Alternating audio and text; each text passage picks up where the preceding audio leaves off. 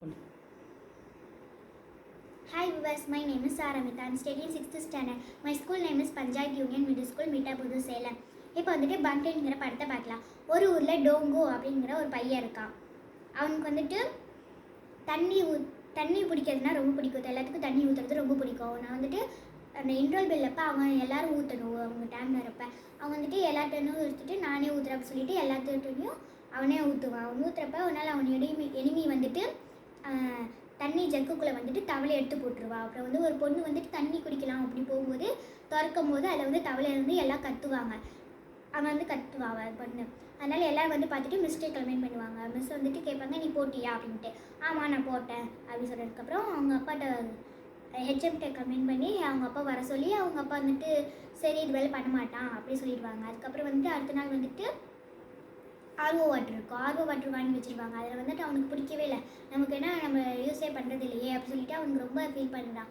அப்புறம் அந்த கோபத்தில் வந்துட்டு ஸ்கூலுக்கு போகாமல் அதை வீட்டுக்கு போகாமல் அதை உடச்சி வச்சுருப்பான். உடச்சதுக்கப்புறம் வீட்டுக்கு போய் ஓரமாக உட்காந்துட்டு இருப்பான். ஓரமாக உட்காந்துட்டு போது அவங்க அப்பா வந்துட்டு ஏன்டா சோகமாக இருக்க அப்படின்னு கேட்கும்போது, என்ன ஒன்று அடிச்சியா யாராச்சும் இல்லைன்னு அடித்தாங்களா அப்படின்னு கேட்கும்போது, ஆமாம் நான் அடித்தேன் அப்படின்னு சொல்லும்போது, யார் அடித்தா அப்படின்னு கேட்கும்போது ஆர்ஓ வாட்டர் அப்படிங்கும்போது, ஆர்ஓ வாட்டர் ஸ்கூலுக்கு போய் அந்த ஆர்ஓ வாட்டரை வந்துட்டு சரி பண்ணி மிஸ்கிட்ட சொல்லாத அப்படி தண்ணியெல்லாம் செஞ்சுருக்கா க்ளீன் பண்ணிவிட்டு விட்டுட்டு போயிடுவாங்க. அதுக்கப்புறம் வந்துட்டு அடுத்த நாள் வந்துட்டு இந்த மியூசிக் கிளாஸ் நடத்திட்டுருக்கு. அதில் வந்து ஃப்ளூட் வாசிச்சுட்ருக்காங்க. வாசிட்டு இருக்கும்போது அவள் வந்துட்டு பார்க்காம கண்ணில் வச்சு அந்த ஓட்டையில் பார்த்து ஜன்னலில் பார்த்துட்ருக்கா. ஜன்னல் பார்க்கும்போது ஒரு கிரிக்கெட் பிளேயர் வந்துட்டு தண்ணி எடுத்துகிட்டு போயிட்டுருக்காங்க. தண்ணி எடுத்துகிட்டு போகும்போது அவனுக்கு வந்துட்டு அந்த தண்ணி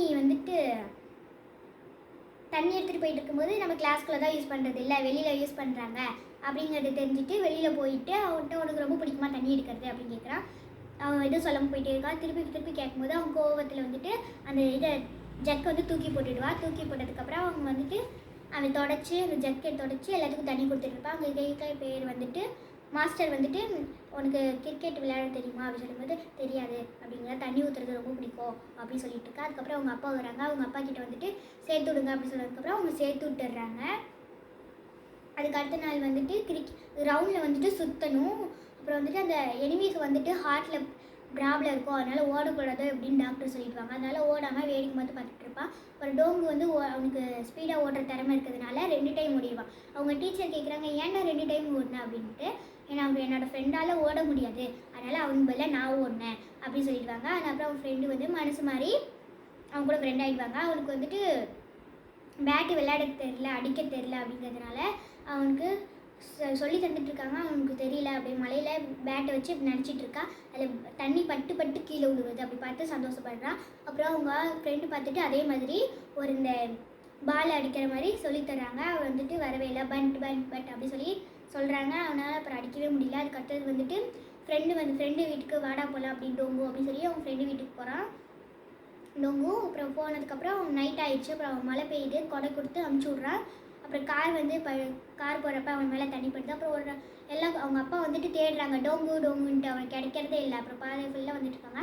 ஒரு இடத்துல வந்து கூட்டமாக இருக்கும். அவங்க அப்பா வந்துட்டு என்ன கூட்டமாக இருக்குது அப்படின்னு சொல்லி எல்லாத்தையும் தள்ளி விட்டு பார்க்கும்போது அவங்க வந்து டோங்கு வந்து டிச்சுக்குள்ளே விழுந்திருப்பான். அந்த டிச்சுக்குள்ளே இருந்துட்டு இங்கே தான் இருக்கியா அப்படின்னு சொல்லி கூட்டிகிட்டு போய் பாத்து டப்பில் அவனை திட்டாமல் பாசமாக பாத்து டப்பில் குளிக்க வச்சு ஃப்ரெஷ்அப் ஆக்கி தூங்க வைக்கிறாங்க. தூங்குறப்ப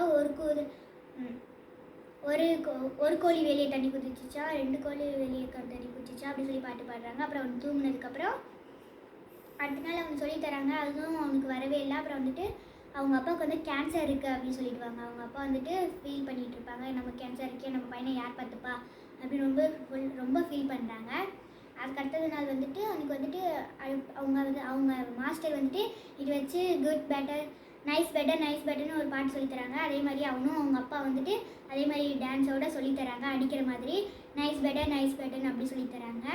நைஸ் பெட்டர் வாட்டர் பெட்டர் அப்படி சொல்லிட்டு இருக்காங்க. அப்புறம் அவனுக்கு வந்து அதே மாதிரி பண்ணி அவனுக்கு வந்துட்டு என்கரேஜ் பண்ணுறாங்க. அப்புறம் வந்துட்டு ஃபைனல் நடக்கும்போது அவங்க அப்பாவுக்கு வந்து ஹாஸ்பிட்டலுக்கு போயிடுவாங்க. அவங்க அப்பா வந்துட்டு அப்புறம் அவங்க அப்பாவுக்கு வந்து கேன்சர் இல்லைன்னு சொல்லிடுவாங்க. அவங்க வந்துட்டு டோங்கு வந்துட்டு அடிக்கிறதே இல்லை, அவனுக்கு அடிக்கவே வரல. அதனால ரொம்ப இதான் பண்ணிகிட்டு இருக்கா. அப்புறம் வந்துட்டு அவனுக்கு ஸ்பீடாக ஓடுற திறமை இருக்கிறதுனால ஒரு ரவுண்டு வந்து சுற்றிட்டு வந்துடணும். அவனுக்கு முடியலன்னா ஒரு ரவுண்டு டக்குன்னு சுற்றிட்டு வந்துடணும். அப்போ தான் அவங்க வின்னர் அப்படிங்கிற ரூல்ஸ் இருக்குது. அதனால் அவன் கீழே போட்டுட்டு குடுன்னு ஓடிட்டு வந்துடுவான். அதனால் அவங்களுக்கு மார்க் கிடச்சிருது. அப்புறம் வந்துட்டு அவங்க டீம் வந்து வின்னர் ஆகிடுது.